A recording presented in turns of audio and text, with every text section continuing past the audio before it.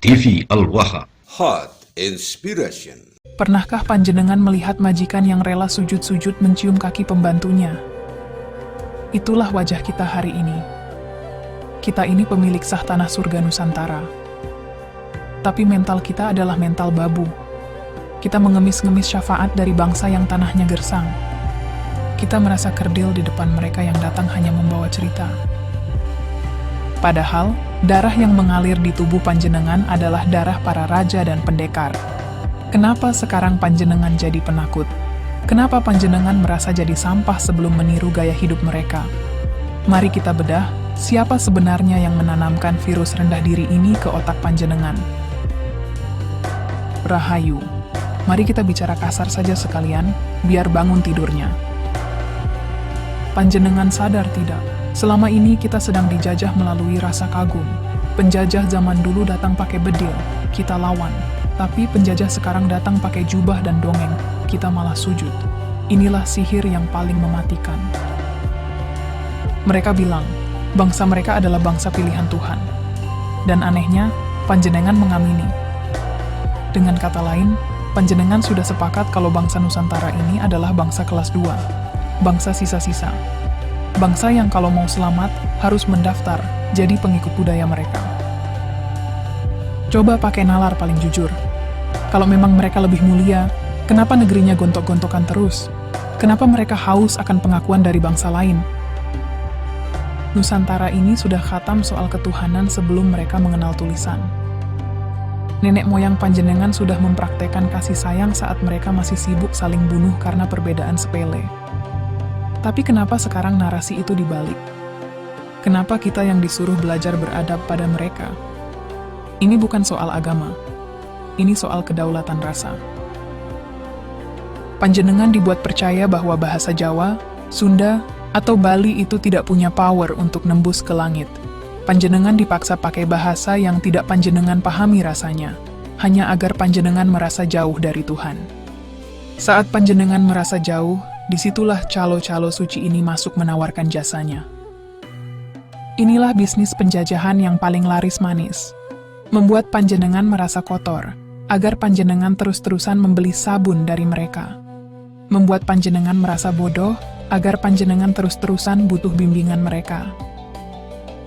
Sadarlah, panjenengan itu pemilik rumah, panjenengan itu pewaris sah ilmu bumi dan ilmu langit yang luar biasa. Tapi kenapa sekarang panjenengan justru sibuk memoles sepatu tamu yang sedang menginap di rumah panjenengan?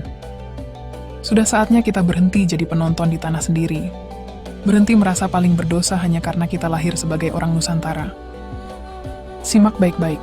Di bagian kedua nanti, saya akan tunjukkan bukti fisik. Bagaimana kecerdasan leluhur panjenengan sengaja dikubur, agar panjenengan tidak pernah berani berdiri tegak lagi. Setelah mental panjenengan dibuat kerdil, langkah selanjutnya adalah membuat panjenengan percaya bahwa nenek moyang kita itu hanya menang di urusan mistis. Ini taktik licik. Mengapa?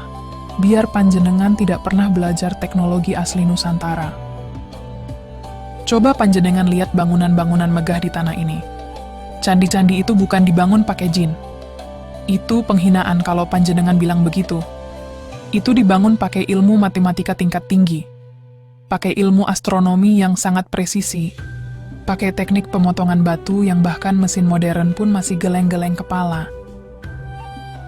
Tapi apa yang dibilang sejarah ke telinga panjenengan? Mereka bilang itu keajaiban. Mereka bilang itu urusan dunia gaib. Tujuannya apa? Agar panjenengan berhenti bertanya tentang rumusnya. Agar panjenengan tidak bangga pada otak cerdas leluhur sendiri. Akhirnya, panjenengan jadi malas berpikir dan lebih memilih menunggu mukjizat datang dari langit. Lihat juga soal kesehatan. Leluhur kita sudah kenal ribuan tanaman obat. Mereka tahu rahasia alam untuk menyembuhkan raga. Tapi pelan-pelan, ilmu itu dilabeli klinik, dibilang musyrik. Ujung-ujungnya, panjenengan disuruh beli obat kimia buatan mereka. Panjenengan disuruh percaya pada sistem kesehatan yang membuat panjenengan jadi pelanggan tetap rumah sakit. Inilah cara mereka membuat negara ini tidak bisa maju. Mereka mematikan rasa penasaran panjenengan.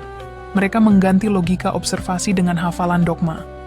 panjenengan diajari untuk takut bertanya, takut ragu, dan takut menggunakan akal sehat. Padahal, ciri manusia merdeka adalah manusia yang berani menggunakan logikanya. Nenek moyang kita itu ilmuwan alam yang hebat. Mereka tidak pernah memisahkan antara ilmu pengetahuan dan spiritualitas. Bagi mereka, mengenal alam adalah cara paling nyata untuk mengenal Tuhan. Kenapa sekarang kita dipaksa untuk memusuhi ilmu pengetahuan hanya karena dianggap barat? Dan dipaksa memusuhi budaya sendiri hanya karena dianggap kuno? Mereka ingin panjenengan tetap bodoh. Karena orang bodoh itu paling mudah dikendalikan. Orang bodoh itu konsumen yang paling setia. Panjenengan dibuat tidak percaya diri untuk menciptakan sesuatu. Akhirnya, bangsa ini hanya jadi bangsa tukang beli, tukang pakai, dan tukang bayar utang. Sadarlah, panjenengan punya warisan kecerdasan yang luar biasa. Berhentilah menganggap diri panjenengan itu terbelakang. Yang terbelakang itu adalah mental kita yang masih terjajah. Simak terus. Di bagian ketiga nanti, saya akan bongkar rahasia di balik bahasa. Mengapa mereka sangat takut kalau panjenengan mulai berdoa dan bicara pakai bahasa rasa Nusantara? Sekarang, mari kita bicara soal cara kita menyapa Tuhan. Panjenengan pasti sering dengar kalau doa itu lebih afdol pakai bahasa dari negeri jauh. Katanya bahasa itu lebih suci, lebih didengar oleh langit. Coba panjenengan renungkan pakai hati yang paling dalam. Apakah mungkin Tuhan yang menciptakan lidah manusia hanya mengerti satu bahasa saja? Apakah Tuhan butuh penerjemah untuk mengerti isi hati panjenengan? Inilah taktik penjajahan yang paling halus. Mereka ingin memutus sambungan langsung antara panjenengan dengan Sang Pencipta. Caranya, dengan membuat panjenengan merasa tidak layak bicara pada Tuhan pakai bahasa sendiri. Saat panjenengan berdoa pakai bahasa yang tidak panjenengan pahami, disitulah rasa itu hilang. Panjenengan hanya komat kamit menghafal bunyi. Panjenengan jadi seperti kaset rusak yang memutar rekaman tanpa tahu artinya. Akhirnya, spiritualitas panjenengan kering. Tidak ada getaran, tidak ada tangisan jiwa. Yang ada hanyalah formalitas. Mereka ingin panjenengan merasa butuh perantara. Panjenengan dibuat merasa bodoh agar panjenengan harus selalu bertanya pada mereka. Apa arti doa ini? Bagaimana cara bicara pada Tuhan? Padahal, nenek moyang kita mengajarkan konsep manunggaling kawula Gusti, bahwa Tuhan itu lebih dekat dari urat leher panjenengan sendiri. Tuhan itu ada di dalam rasa. Dan rasa itu paling jujur diungkapkan lewat bahasa ibu.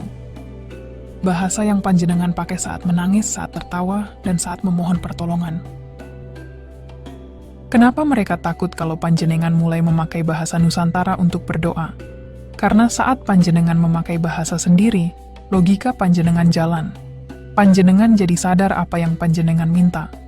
Panjenengan jadi punya harga diri bahwa Tuhan itu milik semua bangsa, bukan milik satu bangsa pilihan saja. Penjajahan bahasa ini membuat kita kehilangan karakter. Kita jadi bangsa yang pandai meniru suara, tapi lupa cara bersuara dari jiwa. Kita jadi bangsa yang suka memaki sesama saudara hanya karena perbedaan istilah, padahal tujuannya sama. Ingat, bahasa adalah pembentuk pola pikir. Kalau bahasa panjenengan sudah dijajah, maka cara berpikir panjenengan pun akan ikut terjajah. Panjenengan akan selalu merasa kurang kalau belum memakai istilah asing. Panjenengan akan merasa kurang alim kalau belum berbusana ala orang gurun. Sadarlah, Gusti Kang Maha Kuwasa tidak butuh kemasan. Beliau melihat isinya, dan isi itu adalah rasa.